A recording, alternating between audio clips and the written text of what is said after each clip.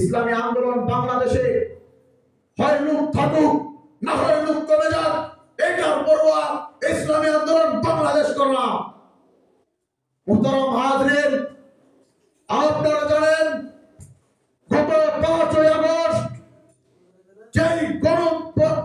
যেই জুলাই আগস্টের যে বিপ্লব, সেই বিপ্লবে ছাত্র জনতার পাশে ইসলামী আন্দোলন বাংলাদেশের নায়েবে আমির, আমিরুল মুজাহিদিন মুফতি সৈয়দ মোহাম্মদ ফয়জুল করিম শায়েখে চরমোনাই এবং কি তার কর্মীরা নিজের জীবনের পরোয়া না করে রাজপথে ছাত্রদের পাশে ছিল, ছাত্রদের পাশে ছিল।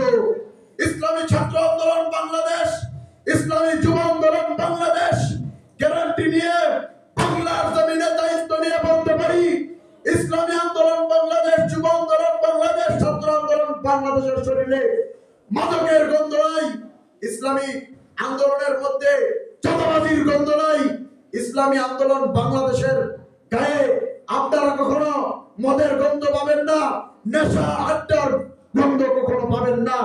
ইসলামী আন্দোলন বাংলাদেশ এমন একটা সংগঠন, যেই সংগঠন আল্লাহ এবং রাসূলের সম্পূর্ণ শরিয়া বাংলার জমিনে এবং কি সারা বিশ্বে কায়েম করার স্বপ্ন দেখে।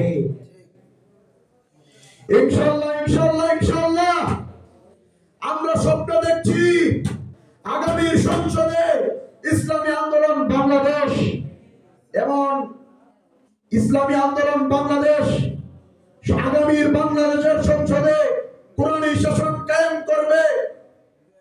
মুহতারাম হাজরিন,